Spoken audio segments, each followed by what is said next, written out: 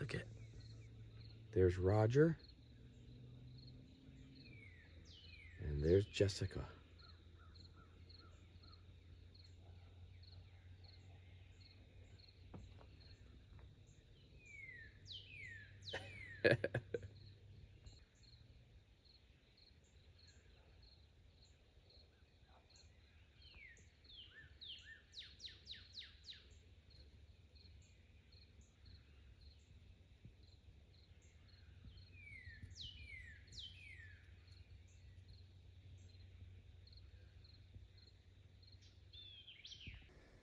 Insulation just got dropped off. This is for the ceiling. So I'm gonna go ahead, get this inside where it's safe, and I'm gonna start on this tomorrow. Alrighty, I am back up here in the loft and I am installing the ceiling now. Got the insulation going in and then the paneling going in as well. And what I'm doing is I'm using foam insulation and I'm leaving a gap, an air gap between the roof and the insulation. So that way there's airflow going on, you know, all the way through the, through the roof between the insulation and stuff. So that's what I'm doing right now. It's kind of a long, tedious process. You know, I got to do every individual cavity here, but I think it's worth it in the end because then, you know, I got my rafters exposed and showing. So a little more work, but yeah, I think it'll turn out pretty cool.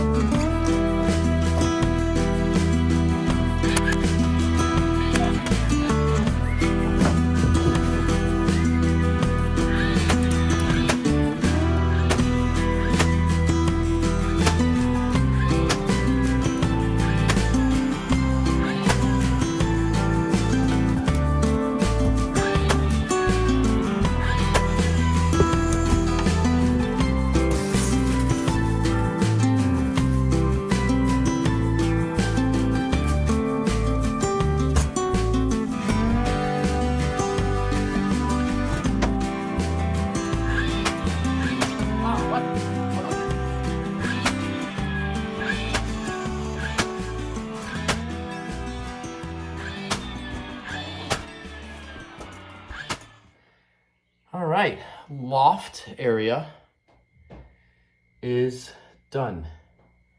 Not too bad. I don't know, what do you think? What do you think of the rafters being, you know, that darker contrast? I think I kind of like it. I just got to go and do the rest of the ceiling now.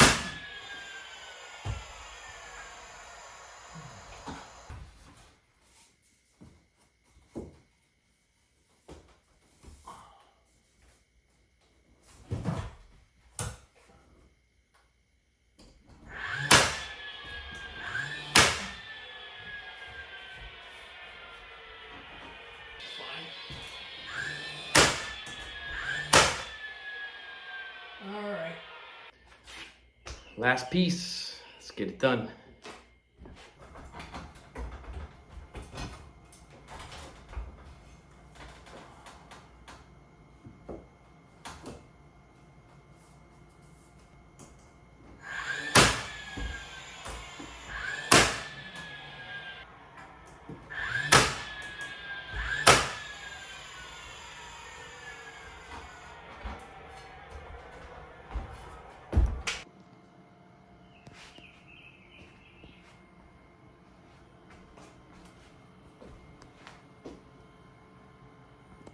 All right, what do you think? Do you like the contrast, the darker rafters?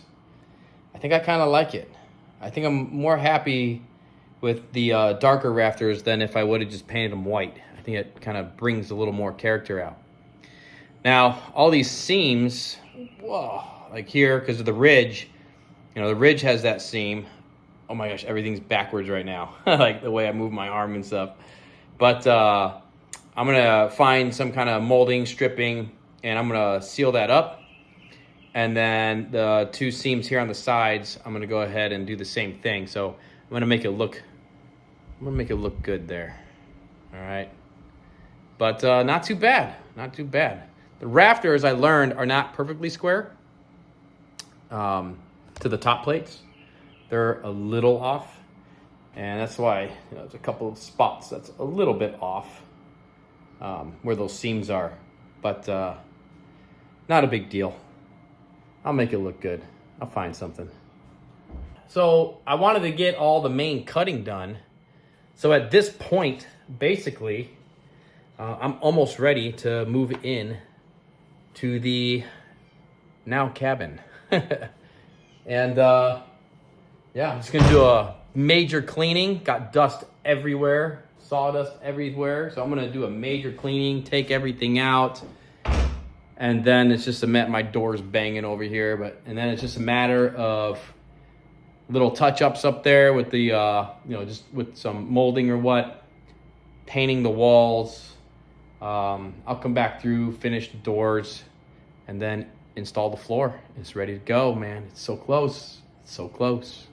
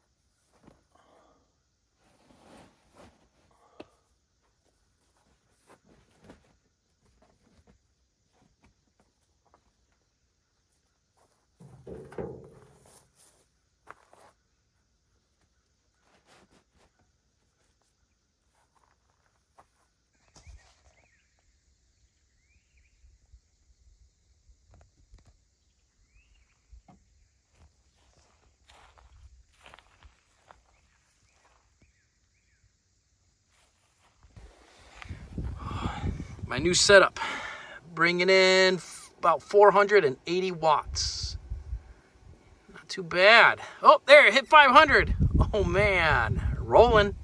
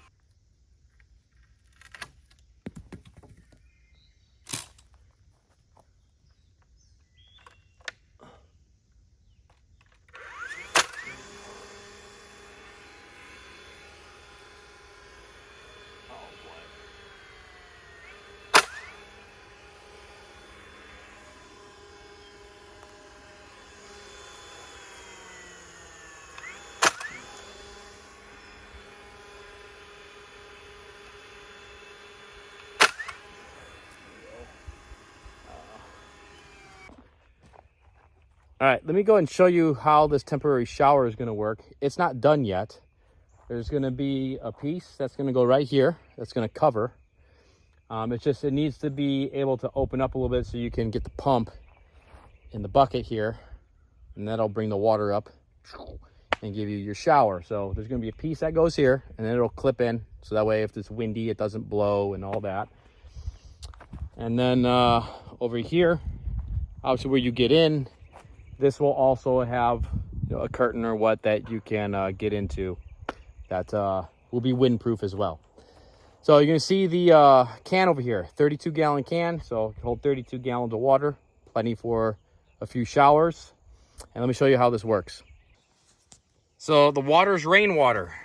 You take this pump right here and you turn it on. And you dip it, put it in there.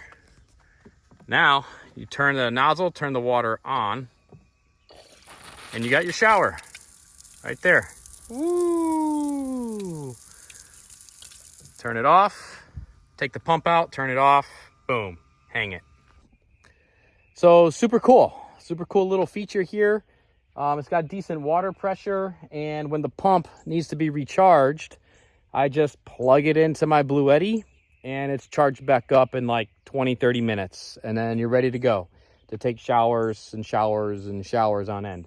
So the reason why I have the water in this black can right here is because this is facing the south, so it gets heated up by the sun all day long, and then the water gets warmer. It's not going to be a hot shower. It's not going to be a scalding hot shower, but it's not going to be an ice shower either. So you'll have a nice lukewarm to warm shower, something that's nice and comfortable, especially outside. You're showering in the summer heat and all that.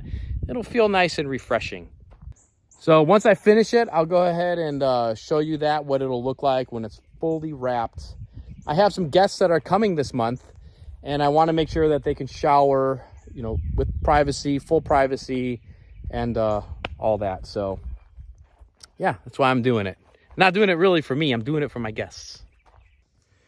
And then, of course, when you're done with the shower, take the lid, put it back on the can.